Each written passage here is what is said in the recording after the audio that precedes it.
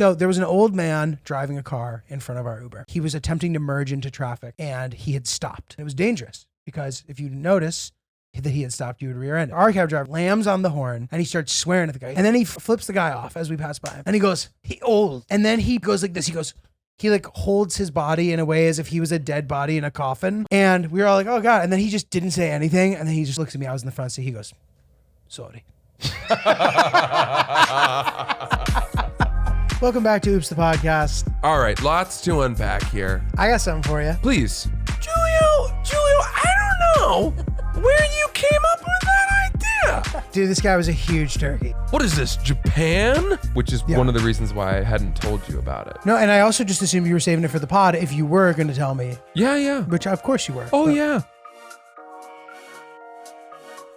Hey, everybody, welcome back to Oops the Podcast. Giulio and Francis here. We're hanging. We're chilling. Hanging and banging. You know what it is. Bonging and wronging. How are you feeling, dude?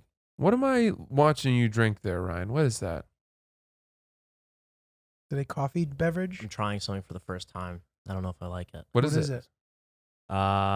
It is a protein shake, dairy-free, vegan.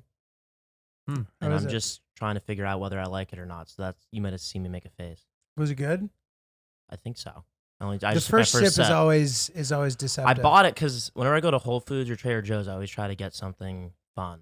And this Something looked fun? fun. That is fun. Almond You milk, thought a dates. dairy-free vegan protein shake was fun? I like the packaging. I agree with you, Ryan. Are I you think that's joking me, fun. Ryan? Not at all. You joking me? Not at all. I think it's fun. So that's You know what I've what's going on started over saying? Hey, go have fun, Ryan. No, Be fun. that's not fun. You need a treat. You need to treat yourself. When This you is- have this is It's chocolate. a in treat, it. dude. that's not got chocolate. That's got cacao. That tastes good to me. At best, that's got cacao. Cacao. Yeah. Okay. All right. Well, you enjoy that fucking sludge, that sewage pipe discharge, and if next time you want to actually have some fun, you hit me up, and I'll take you to a cupcake shop or something. We'll do something real fun. We'll roll our sleeves up and get naughty. Eat like 6 slices of Petey's Pie Company. Oh, God. That's Petey's Pie is Or good. It's split good. 3 Levain cookies together. Petey's Pie is great, too, because it very clearly outlines what has and does not have nuts in it. Mm-hmm. So that's great for the dog because she loves pie, dude. Does she love pie? She loves it. Does she know how big of a pie She does. aficionado I She am? knows you're a pie guy. I'm a pie guy. She too loves pie. I'm a pie guy, and I am not afraid to let everyone know. Well, dude, speaking of fun, man, I was in a wedding in Budapest that I was very heavily involved in. Budapest. I'm so glad Uh, we're finally hearing about this because we've been trying to talk about it for 3 episodes, and I keep pushing us in other directions. We've just gotten off on different, but this is good. Dude, it was great. It was fun. It was a whole thing. We got there on Wednesday, which is good. When you travel that far, it's nice to be able to. But dude, I've become pretty solid at the land nap, and I'm completely ready to rip. Are you for real? Yeah. Goodness. I land, I take a 2-hour nap, and I am a Hungarian when I wake up. Holy smokes. I know. I was it's a thing that I've sort of like been working on. Can I ask why our friend Brent decided to get married in Hungary? Yes, because his now bride, Ange, is Hungarian. She's from Hungary originally. She Through and through? I mean, her migrated. parents are... Oh, she was born in Does she have an Hungary. accent? No, but she speaks Hungarian. Cool. And Hungarian is one of the most kind of baffling languages that exists. I wouldn't know if I've heard it. I probably It have. sort of sounds Scandinavian, Uh-huh. but that doesn't make any sense because of where it is, and nobody knows where it came from. And it's like a really old language too. Yeah. Wow. So that could be something worth looking into potentially, Ryan, by the way. A little research on Hungarian. Yep. But dude, so I had a pretty busy weekend ahead of me. So we get there Wednesday, and then there was a thing Thursday, Friday, Saturday, right? And I was giving a speech at the rehearsal dinner, and then I was also officiating. That is a lot. It's a lot. And not only, so the speeches, there was 3 rounds of speeches. There was round 1, which was like 5 speeches. Round 2, which is like I think there was 9 total speeches. So let's say it was like 4 in the first round, 4 in the second round, and the third round was just me. I have my own round. At the rehearsal dinner? Yes. I was the final person. I went last. You were the keynote speaker. And, as is expected of me, I'm supposed to have a pretty high level. And I do think that I achieved it. I think that knowing, first of all, Brent, unbeknownst to Brent, and I think that he knows a little bit, but part of my income, my job is impersonating Brent to a degree. So in theory, I should be able to give a very good speech. Yeah. So I put together a lot of good stories and jokes and whatever, and I thought I did really well. But then this thing started happening throughout the rest of the night. So first, let's backtrack a little bit. This guy, Bruce, gave a speech that was just a phenomenal speech. It was hilarious. Uh-oh. He was younger than Brent. They used to call him Lil Bruce, I think. And he talked about that. And Brent ran this like landscaping company. He worked for Brent. Uh-huh. Like it was just this whole funny. So a lot of really funny things about like, like how Brent was running a sweatshop, underpaying these kids, like whatever, blah, blah, blah, blah, blah. Really quick, by the way. Yeah. There's a Bruce in my life I know that we don't really like very much. We call him Bruce. Bruce, that's funny. All right, keep Bruce. going. Well, this Bruce is beloved, and he's actually a great guy. And at the end of the speech, he's basically saying how much he always looked up to Brent. And he's like, I think if Lil Bruce could see now that he'd be up here giving a speech at Brent's rehearsal dinner, he would think that was pretty cool. And it was just a fantastic speech, right? Nice. So good. Nice. So I obviously give a very, very good speech as well. Now, I don't like when people start arbitrarily ranking me, but especially if you're not going to tell me, I don't want to be told where I rank at all, because I think it sets a bad precedent. Whether it's in comedy, and I've been getting these DMs all week telling me where I am in people's, and especially when they're like, so this was my favorite person, and then you, like, don't tell me that. And also, who tasked you with the ranking system of a thing that's difficult to rank? We didn't run a race. Yeah, if I run the 109.9 and the other guy runs it in 10.1, I win. This is not that. Uh-huh. So anyway, people started coming up to me throughout the night telling me that my speech was the second best. Giulio hates this stuff. I don't like this. Why are you telling me that? Dude, I am not, you think that I need to know that I wasn't the best because I assumed that I was? I didn't assume anything. I was just praying to God that I was able to say the thing I had thought of, and that people liked it. The wedding speeches are not a time that someone needs to be humbled. Exactly. You did not ask to do this. You're not getting paid, and it's not a contest. Dude, I was preparing these various speeches throughout the entire weekend, and I just was hoping it went all right.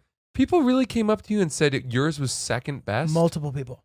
Wow, that is weird. It's crazy, and people were drunk and shit.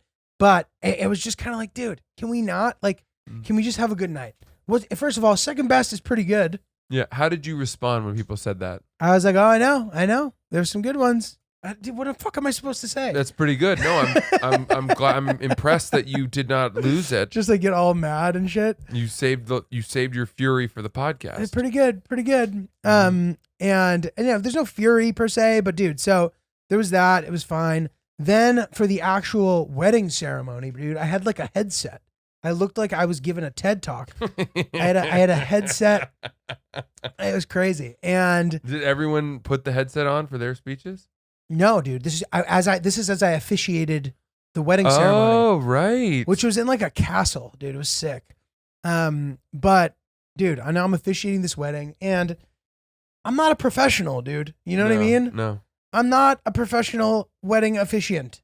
So we had walked through all the different steps, and I came up with what I thought was a nice little thing. It actually was Hill Dog's idea. I was trying to think of what to do, and she's kind of suggested, by the way, I told this story on the altar, and I said this, and it was amazing because I've been telling you guys this too.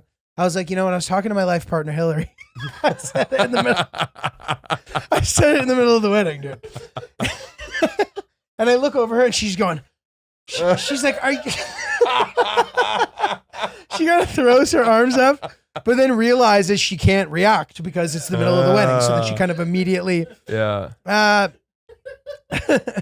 So then, Brent had kind of prepared his vows.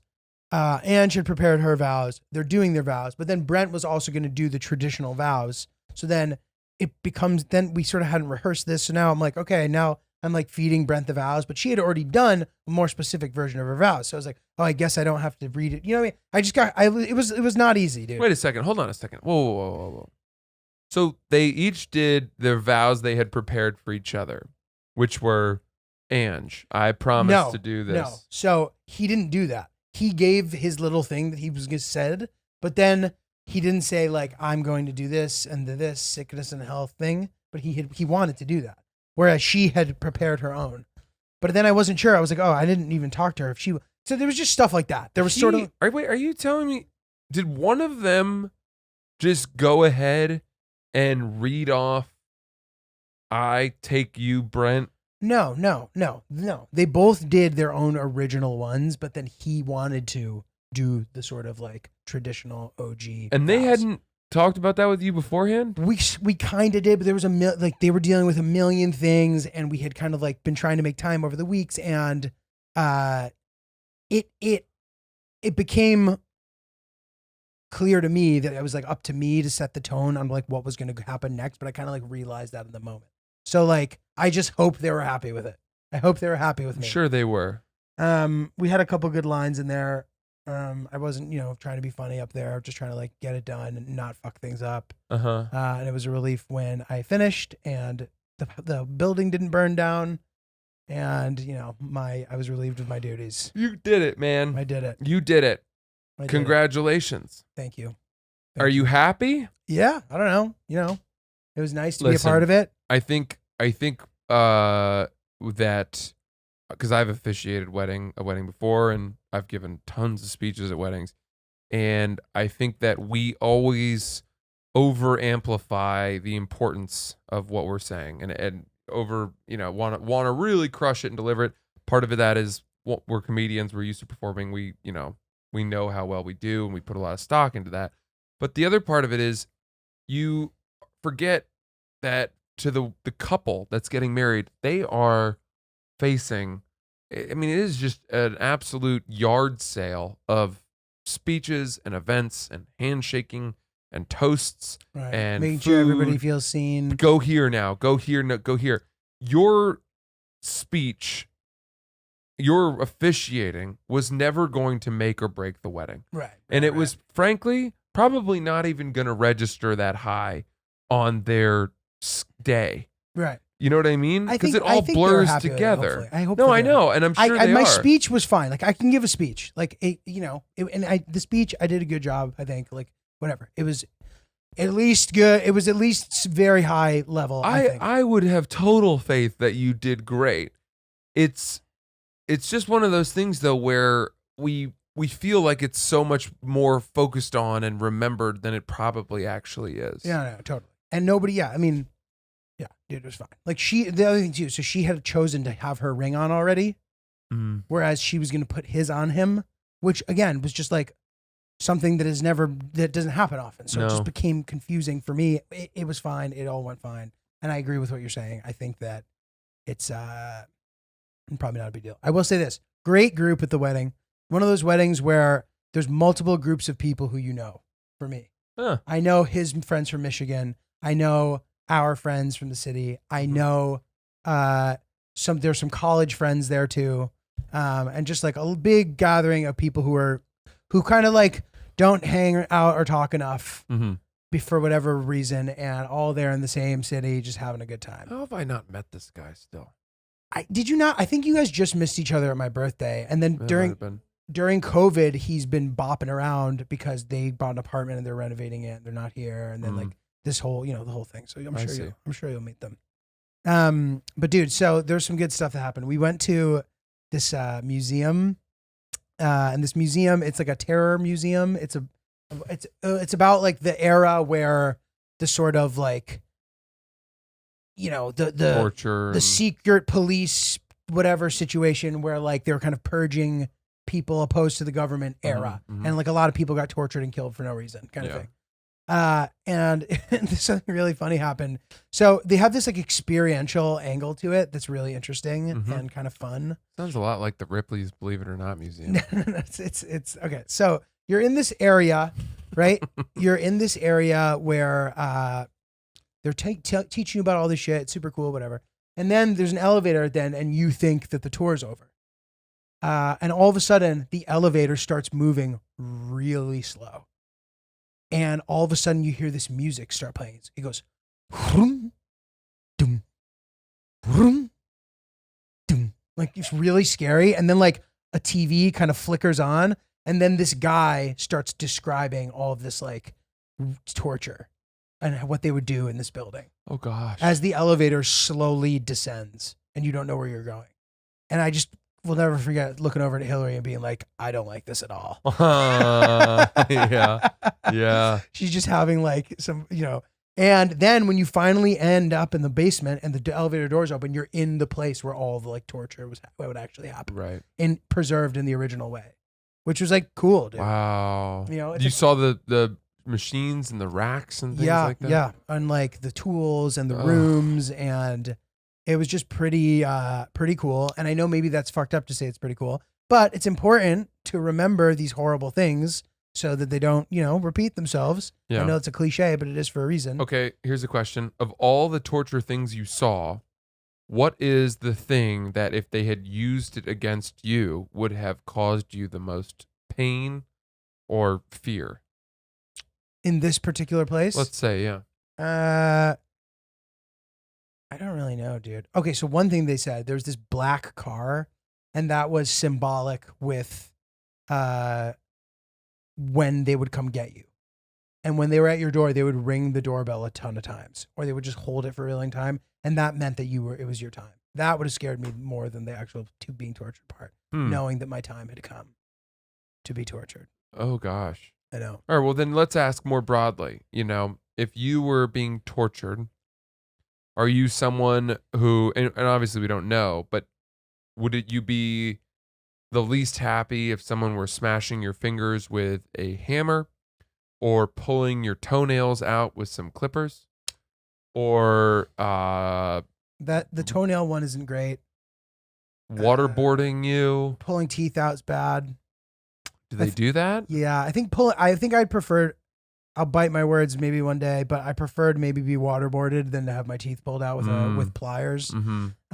Having your toenails ripped out, because apparently my podiatrist told me I have some toenail problems. The toenail actually goes pretty far into your toe. Oh, gosh. So to pull it out is like one of the most painful things a human being can experience. Yeah, pretty bad. Sorry, pretty everybody. Pretty bad. I saw this one fucked up thing one time at a concentration camp where there were these really steep stairs, and did I talk about this before? You'd walk up the stairs with a backpack of rocks, and then when you got to the top, they would kick you down until you died eventually, which is pretty fucked up. That's really bad. That's like a super fucked up way to die. Torture's fucked up, dude. I was saying though, like if anybody began to do any of this, like to me, bro, I'd be singing like a bird. Yep. Immediately. Singing like a bird. The Agreed. fact that like people will hold out for 7 days and then end up confessing, that just seems like so shitty to me. I know. But I get it, dude. I couldn't endure that much pain. No, I could not. I'd honestly, not only would I give them their info, I think I've said before, I'd probably try to become friends with them. You have to butter them up. What do you do in that situation? You got to find a way to get out of there. So if that means, charm your captors and fake a little Stockholm syndrome to try to find your way out. Yeah, it's true. Yeah.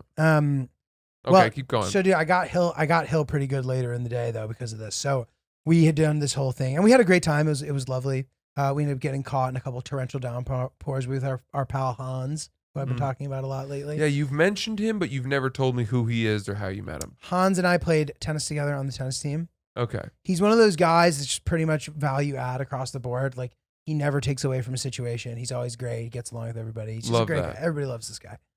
So Hans is hanging with us, and later in the day, Hillary had taken a nap, and I was gallivanting or whatever. So when I came back, I rang the doorbell, and I went, "There's nobody home yet." Like I wanted to make it sound like I was a room service person. Fun. And usually when I do that, she knows it's me already. She'll go, "Honey." She knows it's me. But in this situation, she goes, "Oh, I'm sorry. 1 second." And then I rang the doorbell, and because there was an actual doorbell, and she goes, "I'm sorry, 1 second." And then I rang it a couple times, And then I just started ringing it really fast. And then I opened the door and came in, and the look on her face was like, they've come for me. I was like, Got her. Got her. Yeah. You just nice. got to be looking for an opportunity to get her, dude. Nice. So much cool shit. I'm sure a lot of our listeners have been to Budapest. I don't know that they have. It's one of those places that people who studied abroad randomly have all been. It's the most, okay, I find that it's one of the most random places, that and Thailand, that a lot of people that I know have randomly been to. Yeah. That are just not like. I've been to neither, and I've traveled a lot. Tell me about it a little bit. Beautiful, you know what I mean? Like Central European city, right on the Danube. Beautiful. Like Good dining, good nightlife, beautiful people. the food's pretty good. It's like pretty dense. How do the people look? You know, Central European. They kind of look, but yeah, people are cool, good looking, whatever. Good nightlife. Apparently, we didn't go really to any of the places, but somebody that we knew went to like the club that was across the street from the hotel we stayed at, which was a really sick hotel. But there was like 1,000 people at this club on like a Thursday. Oh, I don't like those clubs. I don't either. But there's some cool bars, blah, blah, blah, whatever. We went to, they're very famous for their like bathhouses, which obviously That's your speed. I had to hit it. Yeah. I had to hit it hard. Mineral baths where the mineral water, apparently like some fact, like Hungary is the closest to the like center of the earth or something. Like the crust along Hungary is the thinnest in the world. Wow.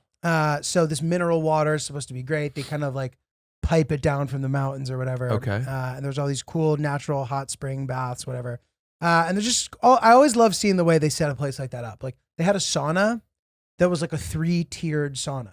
So each sauna was hotter than the other, but you could only access the next sauna from the previous sauna. Oh, gosh. You couldn't just go into sauna number 3 without having first going into sauna number 1. Work your way up. And the beauty of a place like this, dude, is like you really have to pay attention to all the twists and turns or you might miss an activity, especially because things are kind of like marked a little differently. And there were many different ways to get to the same places, which had added an interesting element. That is cool. And okay, so if you're facing in one direction at one part of the place, to the left are 2 thermal baths. One is 40 degrees Celsius. The other one's 36 degrees. The same exact thing with a mirror layout is on the other side.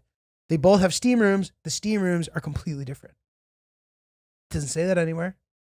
This is why you gotta look, dude. Gotta look. Gotta look in all the different corners. Is your thought that if you go to a spa, you have to try everything? Yes.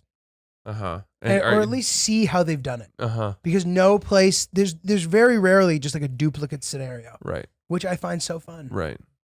Yeah, okay. And even in the spa in the hotel was great. And actually, I think Brent may be the guy who originally turned me on to it. And I remember they were giving me a tour. I went to the spa and they're like, we'll show you the pool. Mm-hmm. And we go up there and it was like something out of a movie because as they walk up to show me the pool, they go, there's Mr. Barnhart now. And he was wet. And he was walking, he's like, you got to jump in, the water's great. Dude, it was like, it was just such a funny situation. But dude, great to see my boy get married. Great to be part of it. Really fun. How much does a hotel in Hungary run you? So I think they had like a block. Yeah. I think we stayed the Four Seasons. Which, God. Which I imagine is very expensive for the normal rate. But the wedding rate was very competitive. And it wasn't too bad. Nice. Yeah. That's fun. That's a fun weekend. You look forward to a weekend like that. It was great. And like it's cheap. Like an Uber that would cost you $25 here is like $7 there. Yeah. You know. Yeah. Which Fantastic. is nice. Yeah. Are they on the euro? What's their money? The forint. Okay. And in fact, anybody who's intending to go to Hungary, you can sometimes choose to be charged in forints or euros, and you'll get a better rate if you just get charged in forints. And whatever, your credit card will convert it. Well, that's true because the dollar's so strong right now. Yeah. Well, I don't. But like somehow they upcharge when they use euros. No, I know. So what I'm saying is, okay, when your bank account, your money is in dollars, and so for you to be charged in forints, you're getting your exchange between forints and dollars. Yeah, but you can choose to do it in euros or in I know, forints. and if you went But to it's euros, it's not equally, the conversion isn't the same. you'd but it be should converting dollars to euros to forints. No. the forints are out. It's either euro to dollar or forint to dollar. And for some reason, the forint to dollar, the forints are a lesser amount of money compared to, you see what I'm saying? A little bit, yeah. I have a vague idea. It doesn't really matter. I sort of get it. It doesn't matter. I have a sense. A couple other things that are interesting. So there's some people at this wedding. There's one guy in particular who I really like. And Yeah, a guy? he's a guy, great guy. One of the guys? Very cool guy. This is a guy that we could bring into our bring him circle of on guys. National Guy Day? You would love this guy. Oh, you've told me that before, and you're usually pretty good about knowing. This guy I is like a right up guy. your alley. Okay. He is great. Smart, successful, not pretentious. He's chill. Really quick, Ryan, I wonder where that saying right up your alley comes from. Because I've never met someone in an alley and thought, what a perfect place for us. I'm so glad I met you here in this bonding alley. That's funny. Okay. Anyway, keep going. So anyway, I really like this guy, and I fear that the first couple of times I met him, I may have made a bad impression. So That makes me think you really liked him. maybe, or it makes me think that maybe I underestimated him. Oh, okay. Like maybe at first I wasn't that concerned with how he felt about me, Ah. but now that I've grown to really like him a lot, I really want him. I really want his approval. So this guy in particular, every time I've seen him since, I've realized that I have tried to be my best version of myself. You're putting it on for him. I put it in. I just am like, I'm going to check every box of a good dude Mhm. who's chill and who people like, hopefully. And I'm wondering at what point I need to stop doing that. And if I have erased the past that I fear I may have.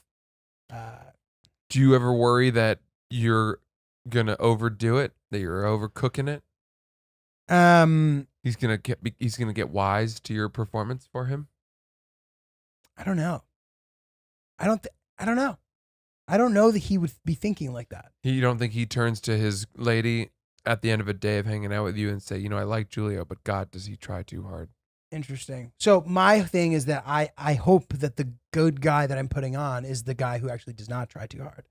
This is just the guy I am trying to be is just such a good dude. He doesn't try too hard. He tries just the right amount. I'm trying so hard to do this. It may be impossible. Who knows? Who knows if I'm pulling it off? And you might be right. Maybe it is transparent, and maybe he's saying this to his girl. I wonder. But I think he'd probably just be like, if she was like, "Oh, isn't he a good guy?" He'd probably be like, "Yeah." You think that's all he would say? This guy's so chill. Dude. Is he that cool? He's super cool. God damn, I do need to meet him. He's really fucking cool. Ugh. I wouldn't even be surprised if you guys like had mutual We'd friends. probably You're similar hang age out with range. him in an alley or something. You find him in your Enjoy alley. it. Yeah. Not a whole lot to do, but we'd find something. So, dude, I have been trying to whatever. So I think I made a good impression with him, and I want to just sort of raise my batting average from our first couple encounters to make sure that he, Yeah, So that's good. that's cool. Yeah, And then you guys flew home on Sunday? dude. So we flew home on Sunday. So we had bad flights. I think we had booked flights where like you had to pay a lot more to pick your seats. So we just kind of were like, we'll figure it out the day of and hope that it works out. And it did not work out. So the flight there was good. We sat together, and then on the short layover, the second flight we didn't, but that was fine because it was only like an hour. Yeah. The way back. So by the way, this is starting to annoy me. The arbitrary COVID rules for flights are annoying. On the way there, we flew on Swiss. No masks. No masks anywhere. No showing that you didn't have COVID anywhere. No showing vaccine cards anywhere. It was amazing. Didn't wear a mask on the plane. Fucking unbelievable, right? Yeah. On the way back, have to wear an N95. Lufthansa. And I'm like, guys, can we just like catch up? Like whatever's going, whatever. So anyway, that was annoying. And we end up, this good Samaritan allowed me, I was sitting the row behind Hillary. That was the best we could get. And we convinced the guy in front of me to switch with me. And then there wasn't a guy in front of me. So nobody reclined on me and I reclined on him, which was kind of fucked up. Oh, no. But dude, it's an 8-hour flight. How am I not going to recline? Sorry, Sure, dude. Like hopefully sure. he doesn't give a shit. But we were both in middle seats. We were in the middle four and we were both in the middle seats with people on either side. But you were next to each other. Yes. That's nice. Which was nice. But dude, hungover and like after back to back nights of partying, dude, they must have shipped the entire supply of Casa Azul to Budapest.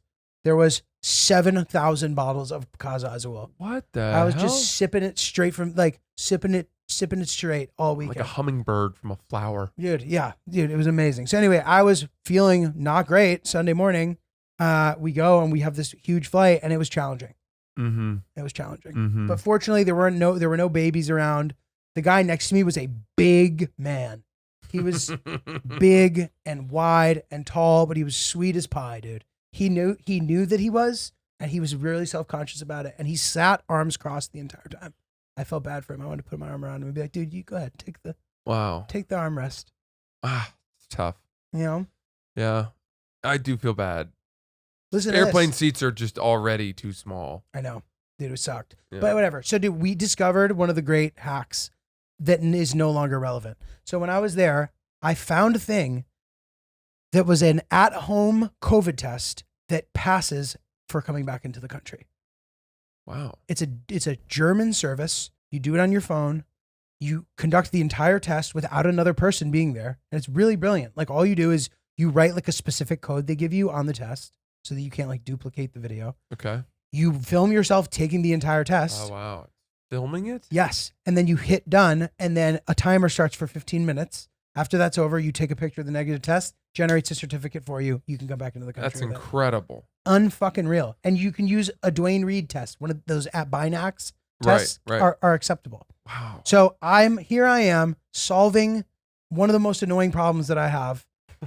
I'm not kidding you, dude. During minute 7 of the countdown of me taking the picture of the test, I get a push notification that you no longer need a COVID test to come back to America. Oh my God. I was like, are you fucking kidding me, dude? Wow. It just happened right then? It happened in the middle of the test. Can you believe it? That's awesome. What a great discovery. And then to have it just not matter at all, it Yeah. just hurts a lot. Yeah, but you still didn't have your result, and you still risk a false positive. I don't need any test. I don't need if I'm positive, it doesn't matter. No, at that point, Right. That's what I'm saying. No, at any point. What do you mean? the whole point of you taking the test was Because I needed a certificate. all right. come Did you already know that you were negative by the time you got that notification? No. So this is my point, right? You could have gotten a positive result, Yes. but because they said we no longer need a test, you still could have gone home. All right. I know. So at the time of you getting the notification, you were not out of the woods yet. I wasn't feeling the like, oh my God, I'm getting tested. So I suddenly am paranoid that I have it. I was like, I don't have it. There's just always a chance. I know. You're right. But I didn't feel happy. I didn't feel, Yeah. I get you. Unfortunately. I get you. It was kind of beat. Okay, dude, one thing I forgot to mention. The guy who was the MC of the speeches was one of the best roasters I've ever seen in my life. No way. Oh my God, dude. He had so many good zingers that it was crazy. I like the sound And of that. None of them really, like, he got as close to the line as you possibly could get without crossing the line. Mm-hmm. This idea that roasts are this pure thing where you can say anything, I don't personally like that much. No. How is that fun? How is it fun to make fun of the worst thing that's ever happened to somebody in their life? Like, how is that funny? Also, if you're talking about a roast among comedians where it's sort of understood that you can just swing for the absolute fences and rip people's jugulars out, that's one thing. But to apply that same ferocity to a roast at a wedding, I mean, it's not going to go over well. Yeah, dude, this guy was amazing. Like, he didn't miss. Every single one of the things he said was like the best thing that anybody else would have ever said. Was it a lot of you look like? No. I'm a little tired of that. It wasn't like it wasn't that at all. Dude, it was good. It was like Matthew Broussard level roasting. Oh, wow. It was like this guy could be a professional roaster. Like so dude, it was incredible. Like the things that he had to say and the way that he like would double down on a joke, like you knew that he thought of it on the fly. Yeah. Like he made fun of somebody and then came up and acted like he was going to apologize to them and then turned that into another insult. Like he was really good and I was really impressed. And I was hoping he wasn't going to come at me because I would have to reply. Right, because everyone knows you're a comedian. So yeah, I just have to be ready, right? So I had, and in the bathroom, dude, this guy riled me up. He's like, Shram's coming for you. Like, he's like, are you ready? Tram? Shram is the name of the guy who was doing the roasting. Who told you that? This guy Tremaine told me that Shram was coming for me. I know this guy Okay. Tremaine for a long time. Okay. And he was messing around, but he's like, he's coming for you. You ready?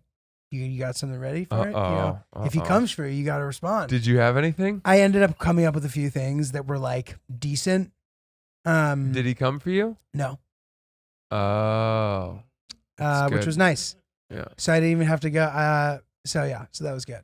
And then, dude, one or two like really funny encountering random people stories, like where I was at the airport and just talking to this, like I was like buying a Red Bull or a sandwich or something, and she's like, "You want a sandwich?" I'm like, "Yeah," and she's like, "Okay," and the Red Bull, and I'm like, "Yeah, that too," and she goes, "Okay," and then she's just like very monotone, and then puts down the credit card machine, and I tap and I pay and I say thank you, and she goes, "Bye-bye." It's like, where the fuck did that come from?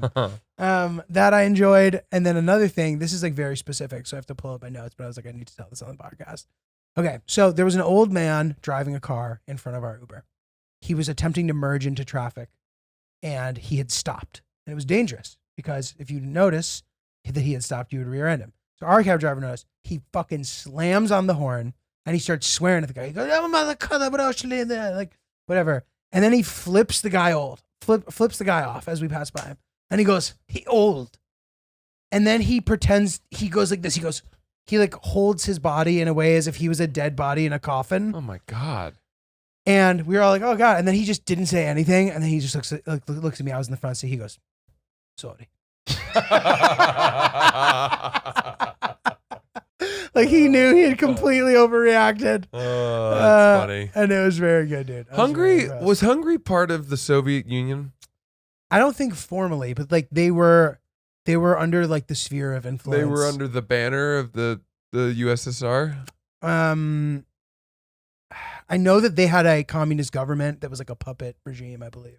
Yeah. Like during the 50s and stuff. But I don't think that it was formally part of the Soviet It's Union. amazing to think about That's all fine. the It's countries. part of the Habsburg Empire, though. The Habsburg Empire. Like the Austro-Hungarian. I knew that. situation. Yeah. You know, World War One. fairly significant place Yeah. for sure. By the way, I'm reading a great book, which I highly recommend if anyone likes history. It's called One Summer. And I think it's called One Summer. It's by Bill Bryson, and it's about the summer of 1927 in America, which was a summer where so many amazing, crazy things happened in Mhm. America. You know, Charles Lindbergh Mhm. flew across the Atlantic Ocean, first transatlantic flight, making him the most famous person on Earth instantly, the Mhm. second his wheels touched down. And there were a lot of people vying for it. I remember, yeah. We talked about this. Okay, we've done this. No, but I not think about Babe the book. Ruth But sets the home run record, cool. and all these things. What else? Like what other stuff? It's like pre the crash. Yeah. Calvin Coolidge is president. I didn't know much about his presidency. Mm-hmm. And he's a very strange guy, but very well liked. Interesting. He didn't talk at all. He never talked. He said nothing.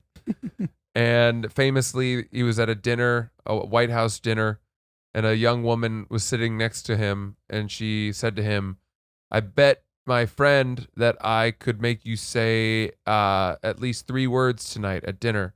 And he said, "You lose." That's good. And he had succeeded Warren Harding, Who died in office. correct. And people suspect his wife may have killed him Really? because she wouldn't allow them to do an autopsy on his body. Interesting. And he sort of just dropped dead and was never really found out why. But that was part of that 20-year curse. The curse that they put on whoever started it. Whoever that curse was started. It was started under William Henry Harrison, I think. is that right? Where all the presidents Every died? 20 years, whatever president that's was in what it office was. died in office. It's up until Ronald Reagan, Wow. who survived being shot, Correct. and they say broke the curse. Wow. I know. Well, so Harding, died before all of his scandals came out. What did he do? Well, first of all, he had, Teapot Dome, which, wasn't him, but it was one of his What was that again? One of his people in his cabinet, I can't remember who exactly, was selling sort of bribes. It was bribing. He was getting bribed, and he was selling, I think, oil licenses or something for $400,000 a pop. Classic. But all of that came out after Harding had died during Coolidge's presidency, and he also had an illegitimate daughter with his mistress, Warren Harding, who he was hooking up with in a broom closet in the White House. Oh man, it's so scandalous. Yeah.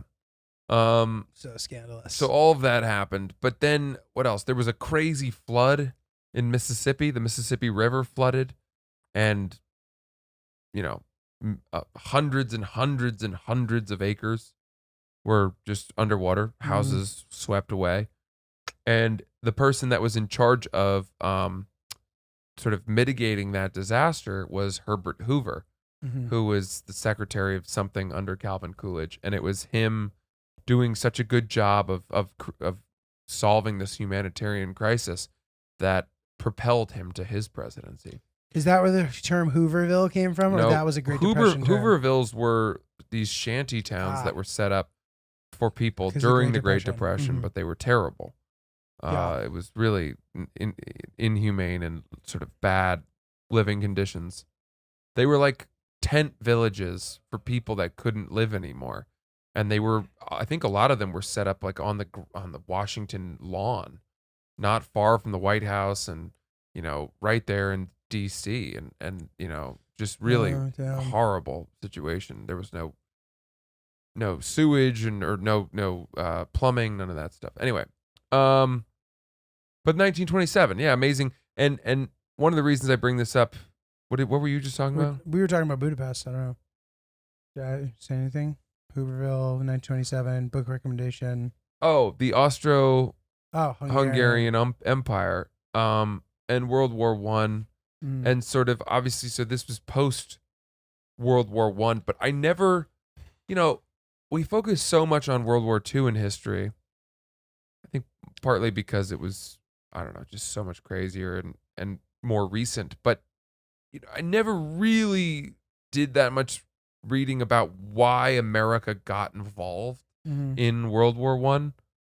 And so much of it was the sinking of the Lusitania, which was the ship that was carrying civilians off the coast of Ireland. And they were torpedoed, I think, by a German sub. And 1,200 people were killed, like 128 of which were Americans, I think. And then Germany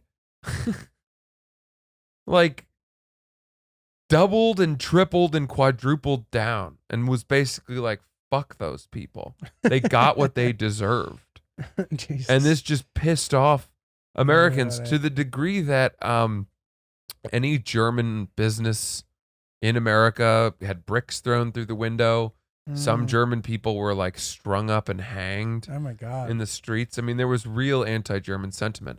And I read all of this, and I always come back to this question, which I know I've asked you before, but it is this, which is, as we read about these, the growing kind of war in Ukraine, and sort of the international involvement, sort of standing at the line, but offering arms, and Russia saying, well, that's an act of war if you're aiding Ukraine.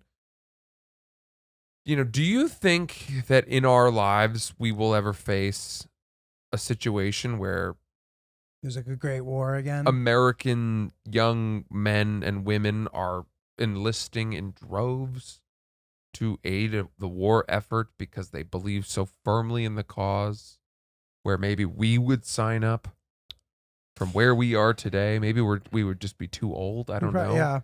It's hard to say. What would it take? The original Afghanistan situation was like a supported cause. It was. But since then, I can't really think of a. What would it take for you to believe tomorrow so much in a war that we had gotten involved in that you would drop whatever you were doing and fight in the way that like Ted Williams left the Boston Red Sox To in the fight, middle yeah. of his career to join the war. Yeah, yeah. What would it take Dude, for like you to do that? someone would have to be like invading New York City. You know? Yeah. Like that would have, it would have to be something like that. So nothing abroad, probably. I just maybe. And I probably agree, by the way. I don't know. Like that's, if you asking me that now, knowing what I know about myself and having not had my, emotions triggered by anything in particular, to me, yeah, that's probably how you'd get me to suit up. Right. If there was war in the streets outside our door. Outside of our door, and it was something that, and even, our freedom was at risk or whatever. Like, if it was really at risk, not this fucking freedom bullshit. Right. Right. But yeah, dude, like in that situation, or yeah, like going elsewhere to fight, I'm not really sure, but maybe I just don't really know. I wonder, yeah. I mean, they always called the 90s sort of like the post-history like era, because the great rivalry was over. We were this unrivaled force, and how could history possibly evolve? It obviously has. So you just, I think moral of the story is you never know when the next conflict is around the corner. Mhm. And I hope not. I hope it never becomes this like shooting of Franz Ferdinand. Right. 79 countries are suddenly fighting each other or whatever. Yeah. You know what I mean? Yeah. We've attempted to put things in place to prevent that. Who knows how effective they'll be? History seems to repeat itself. Ryan, I spouted a whole lot of facts. I just worry that I might have been off on some of them, but This is why we got Tony Reale in the booth. but we'll dude. save it. Yeah, we'll save it for the end of the episode. What if tomorrow Russia expanded their target and started attacking, for whatever reason, France? Dude, they're just really stumbling to like take over a, much lesser equipped but passionate foe. It is a very consistent through line in their history. Their bumbling of things, like how can this nation that is so great in so many ways be so inept in others? And to me, they're just like not that scary or intimidating. They can't even fucking take over Ukraine, dude. But they've got nuclear weapons. I know, but like they don't, like, using them just doesn't help. Like it just fucks them more. You know what I mean? Like I get, fine, you use nuclear weapons, then they're gonna use them on them, blah blah blah. I get that there's this like scary apocalyptic potential outcome, but it just seems like super unlikely and not worth it for them to do. You know what I mean? Mhm. Like what is I understand that like the guy running the country is a little unhinged, but still, like it doesn't seem to be this like daunting, fearful situation to me. I'm not afraid that I'm going to wake up to France has been bombed by a nuclear Russian missile. Yeah. Right. I just wonder, I think I look at our current financial reality with rampant inflation and consumer price index rising, all this stuff. And I don't know, there's a thin parallel there for me between what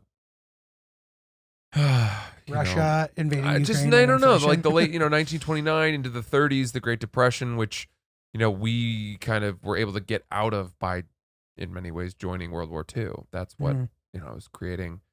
The war was what gave everyone jobs again, and jump started the economy in many ways. Well, they put a lot of like good institutions in place too to like, make it less likely for some crazy financial collapse to happen. And nothing like that has ever really come close to happening again, which is good. Yeah. God, imagine if by the time this episode came out, if the economy was like, oh my God, yeah. The stock market had fallen 60% and well, but that wouldn't France be, had been nuked. Yeah, if France has been nuked, that should be crazy. We'd be like, maybe we might need to cut that. And we need to record this episode again. Yeah, dude, but I guess we'll see. I know that these have been things that have been concerning you for a while. What would you tell me by way of getting me to stop thinking along these lines? I don't know. Like, you're a guy who like needs to learn things on his own. I've learned. I can tell you the same thing a million times and it doesn't matter if it's not like hitting you directly, it's just not Well, going to try. sink in. Try to. I get have me been, dude. to I've been chill trying for out. months. I've been trying for months to get you to stop worrying about Does Russia. it bother you? That it doesn't sink in? Or that I'm still worrying? It doesn't bother me that it doesn't sink in because whatever I'm saying is not like proven, you know what I mean? And like obviously inflation is fucking up the stock market and stuff, but like to me that's not that catastrophic. Like I don't intend to take the money out that I have invested. So like it'll bounce back like it always does. Mm-hmm. You know what I mean? That's why, and I've said that to you before. You know, dude, the market stuff is cyclical. Inflation happens. Like it's not the end of the world. You know, you'll be fine. I think you'll be able to progress in the next stage of your life without a problem, despite inflation. That may not be true. We'll see. I really, truly believe the Russia thing is not worth worrying about. I really, truly believe that. And, you know, again, famous last words, knocking on wood as we speak. But I think, and, you know, I guess what do I know? But dude, like, it's true. Like, look what's happening in Ukraine. Like, it's just not going that well for them. It should be easy in theory, it should be easy for them to handle that situation. And they are completely fumbling it. Yeah. I wouldn't worry about it. Uh-huh. And also there's history there. They like Ukraine is like part of this like Russian history. They're not trying to take over the world. You know what I mean? Well, listen, man, that's exactly what we said when Hitler went into the whatever it's called. Sudetenland. Yeah. But that's like, you know, there's not a bunch of other examples like recently besides that one. And agreed, that's a good one. But like the argument that it makes sense that why Ukraine has value to Russia and to this historian Putin makes so much sense to me, that this idea that Russia is going to somehow go from not being able to handle Eastern Ukraine to being able to take over Western Europe. It seems crazy. Yeah. You know? Let me ask you something. Here's a really ignorant, dumb question. But why don't we just send Delta Force in through the cover of darkness to wherever Putin is and kill him? I don't think that that's that easy to do.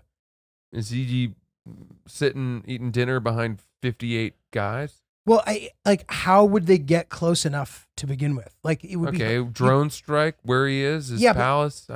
But I think you can see the drone. Like I think they'd know. You see the drone?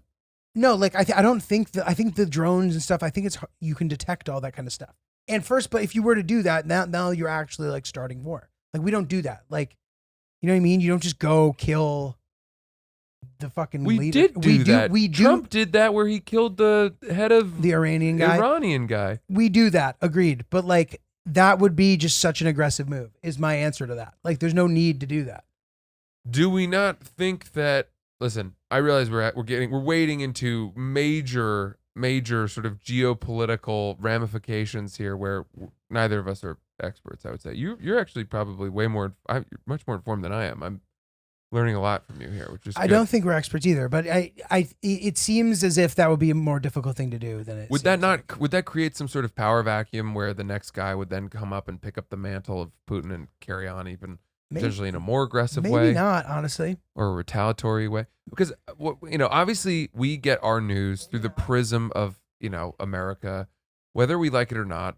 It's been propagandized a little bit, probably. Right. And not to be this guy who says this, but that's why I don't really watch the news like that. But it's interesting to experience it now because I remember reading AP US history like news briefings, where it would be like a for the DQE, the document based DBQ, the DBQ and the AP US history test, and you'd get like a document that was like, it would be a news clipping from a war update in World War II that was like, our boys are holding the line. And they're always, people are watching in movie theaters. Yeah. And it would be so rah. And you're like, what the fuck? I can't believe a newspaper wrote like that and, said those things in that way. That's not the way I see newspapers anymore. And yet today, if you look closely enough and read between the lines, all these articles that are talking about how Russia is bumbling and fumbling. And, I'm sure there's truth to that too. But in Russia, the newspapers are like, we're fucking crushing it in Ukraine right now. And all the people in Ukraine want to be liberated.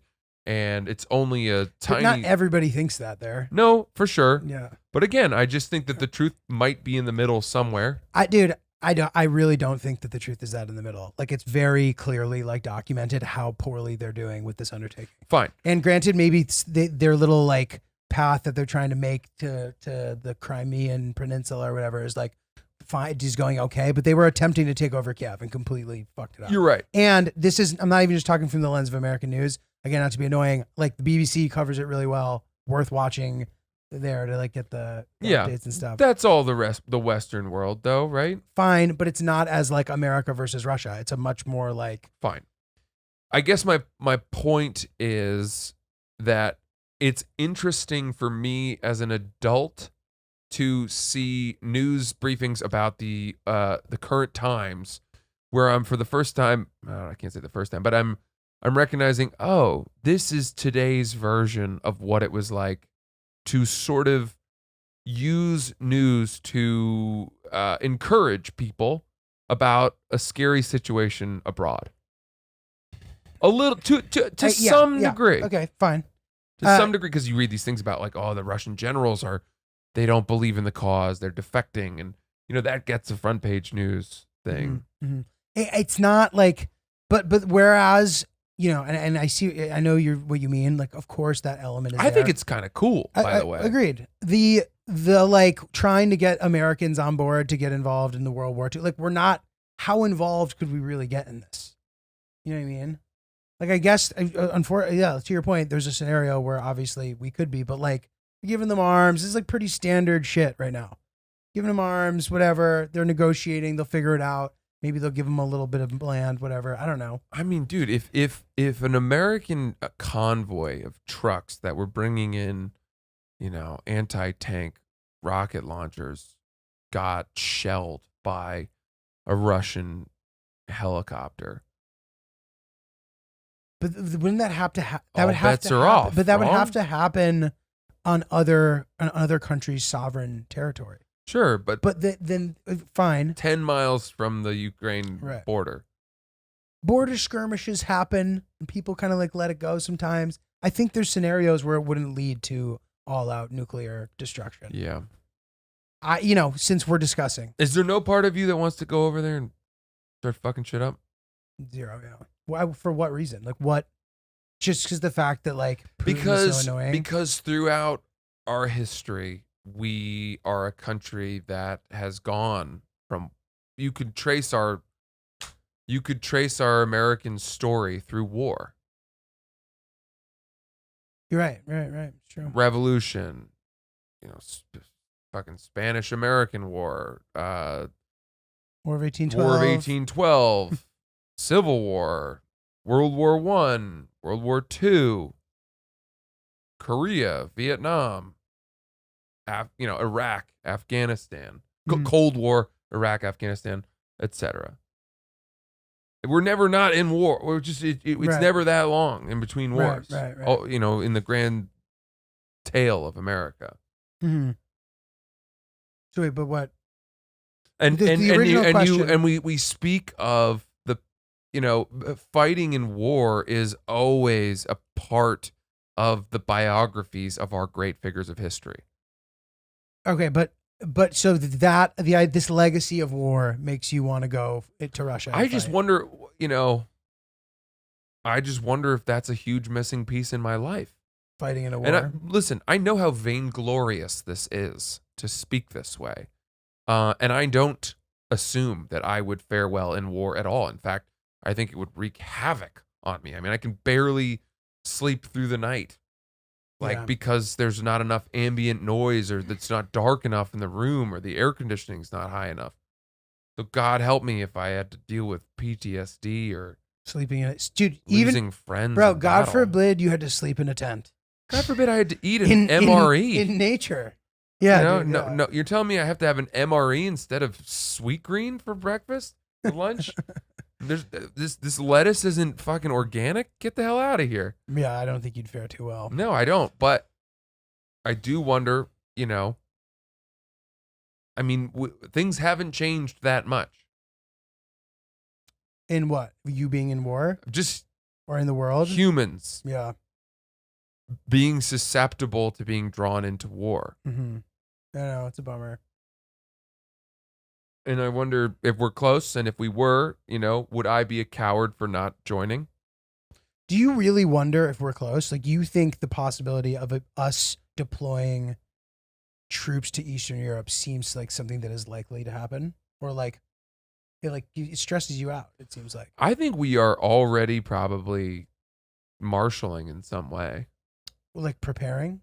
I think there's something happening where we're closer to being, to sending people than we might think. The Right. training is, my guess is the training has changed. This is coming from a place of total assumption. I have no inside sources. I'm speaking only off my own idea, but And that alone should be reason to not let this keep you up at night. You may be right, but like the fact that what you just said is proof that this is not something worth worrying about. If you are, you may not be worrying there's about no part of you want generations hence to speak of us it. We just had in it. hallowed though. terms. We just have it with COVID. We just had They're it. not going to give us that. Yeah, I know, but they should because it was fucked up. Like that. They're not going to say, boy, these were noble people. This was our greatest generation. But that was like that crazy moment where life was completely flipped upside down. Yeah, when and we never thought it could be possible. unfortunately, the footnote of that will be, well, within days, half the country was calling it fake, No, the footnote of that'll be resisting vaccines and refusing to wear masks and do, the footnote will be Giulio, like he famously did with the Russian invasion, also made assumptions that COVID would not be disruptive in life. He is for many. Yeah, that's going to age poorly. You're a goof. My COVID goof, I don't know, for any of you guys who don't remember, I'll remind you, I made the prediction that COVID would not be disruptive. I was very wrong about that. Here's another question. Okay. Mm-hmm.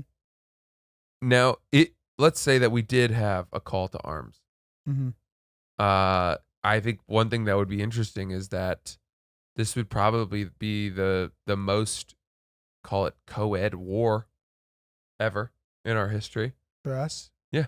Yeah, probably. There are probably more women in the military now than at any other point, would be my guess, right? Sending women to the front line, true, Mm-hmm. GIs and stuff like that. Yeah. Ryan, you're 25, 26. Chris, you're 25. You guys are in 26. peak enlisting. You guys are age range. in the sweet spot. Would you enlist?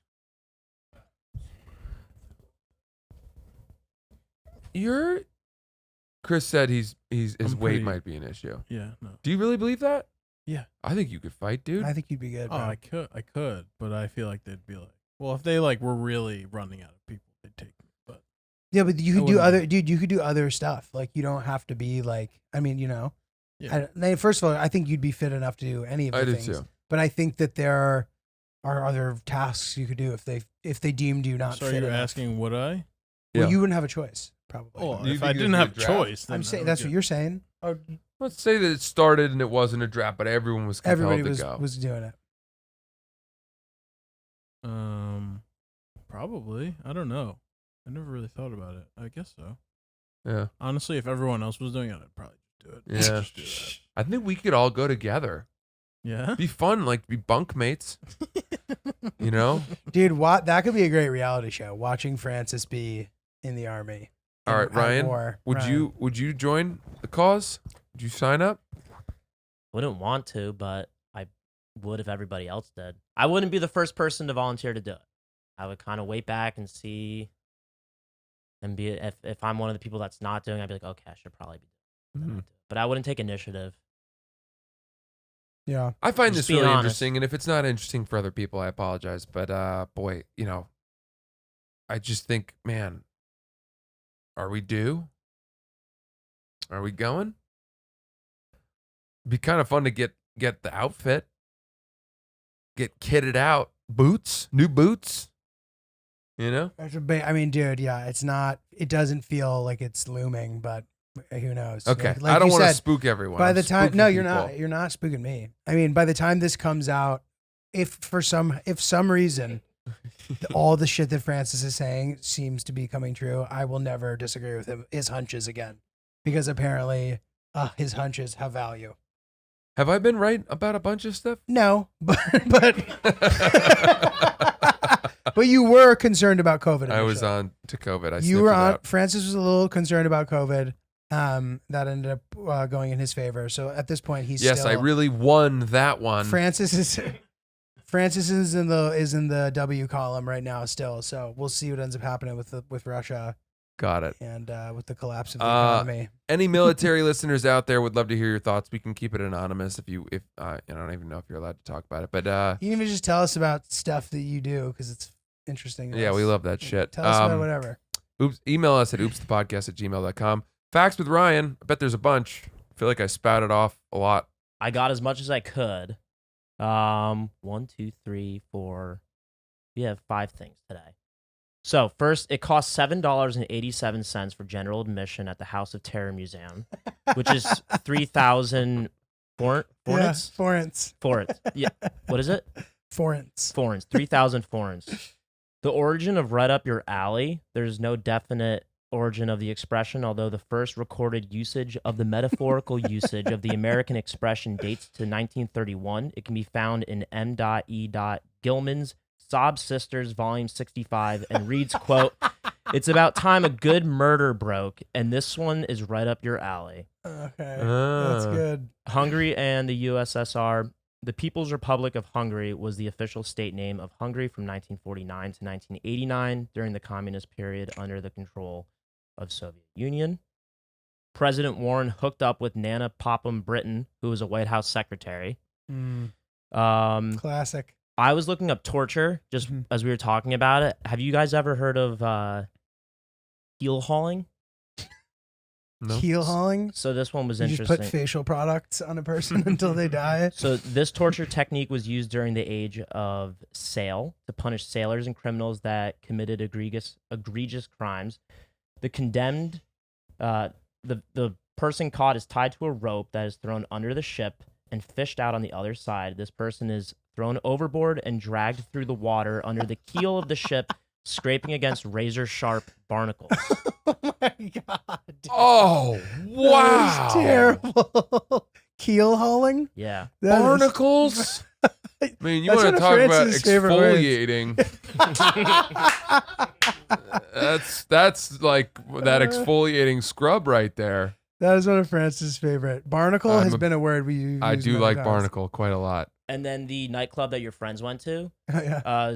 is called the Otkert nightclub. Max capacity is 2,000 people, and they have a strict dress code, no sportswear whatsoever. Thank you, Ryan. Well done, Ryan. Excellent. Well done. Excellent. Excellent. What's going on, dude? What do you got coming You up? know me. I'll be in Arlington, near DC, at the Draft House, July 22nd and 23rd. Hope some of you come out. Could be my last show before I join the war. Tickets at francisellis.com. I'm at Side Splitters in Wesley Chapel in St. Petersburg, Florida, 14th to the 17th of July. Seattle at the Crocodile, July 28th, August 20th, in Louisiana, New Orleans. Hope to see you at one of those. Thank you, and bye-bye.